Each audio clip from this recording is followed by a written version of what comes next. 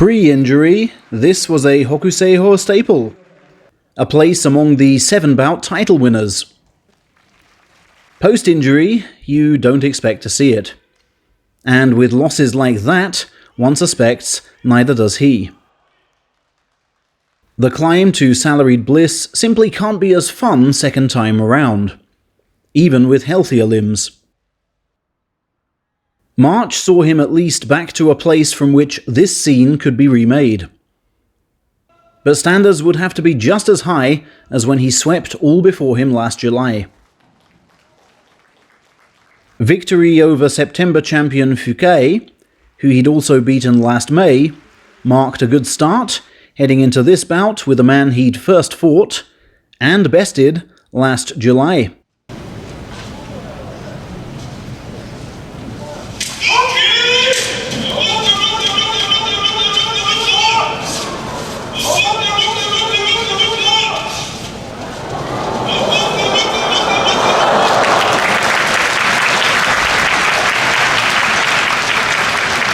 But all of his recent woes were laid bare.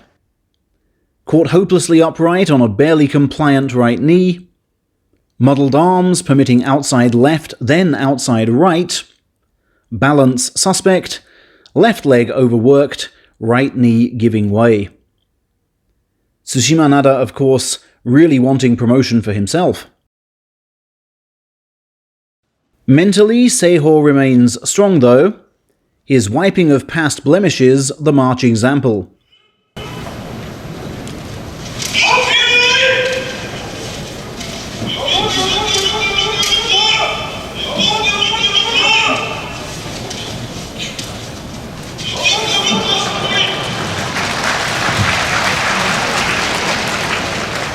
One presumes this softer tachiai was designed to avoid overcommitting into this man's thrust-over, which cost him Midwinter.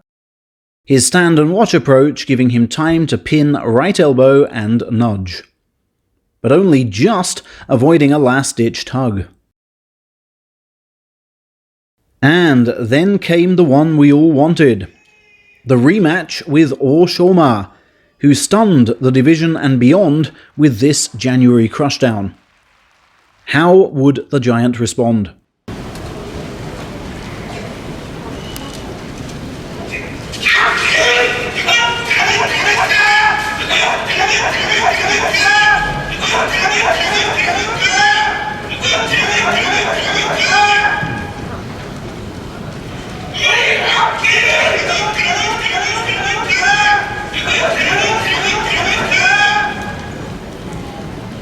Firstly, by getting both arms inside, keeping feet at distance, and hawkishly watching enemy legs.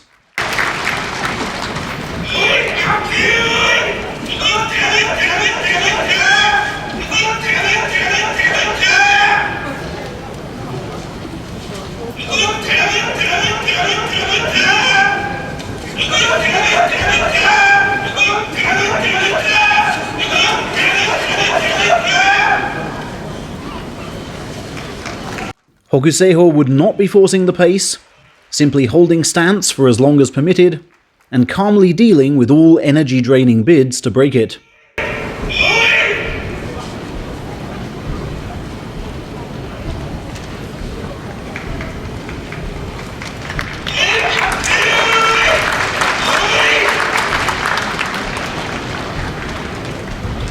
One minute 20. Who would be the first to buckle?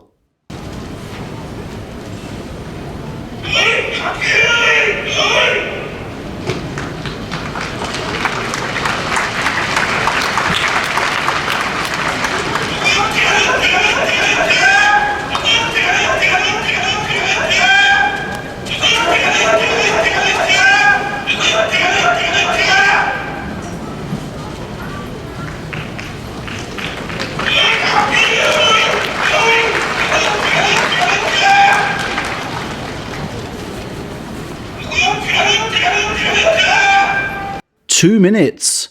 Far longer than last time.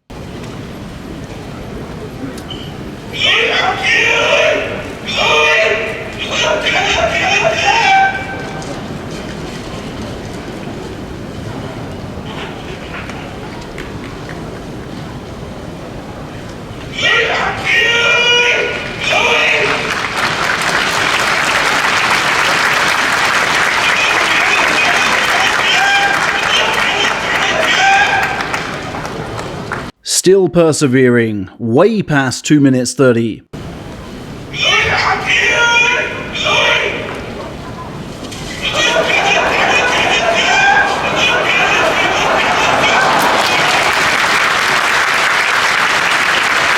And Orshawma broke first, gambling all on a throw on bent left knee and swinging hips, but unable to snap Hokuseiho's grip, instead briefly releasing his own and struggling to regain and defend, his feet simply too close together.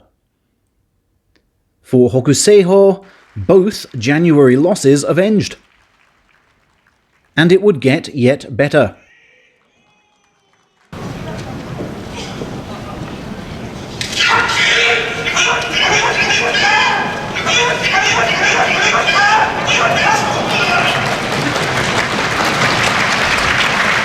Top ranker Chiyo Arashi held and scooped and denied promotion that day.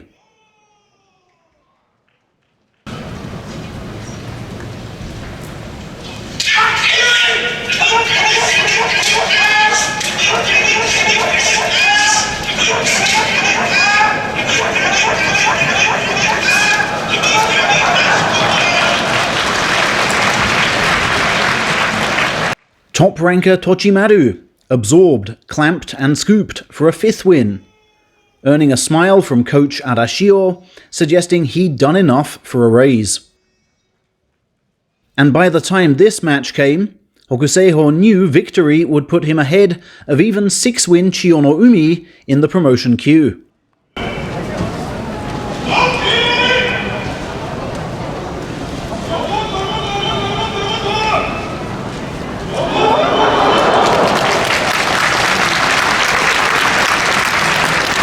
But the tightest of clutches from his Russian tormentor at Interstable pushed his knee beyond limits again, and the giant finished on 5-2, missing promotion by a whisker and presumably saving Takakento. His dismay was compounded when learning that the 2 men going up were the very 2 he'd beaten in bouts 5 and 6. But he's known of these fine sumo margins since his earliest days in a sash. This is nothing new. Absurd setbacks happen. From a better rank in May, must he go again?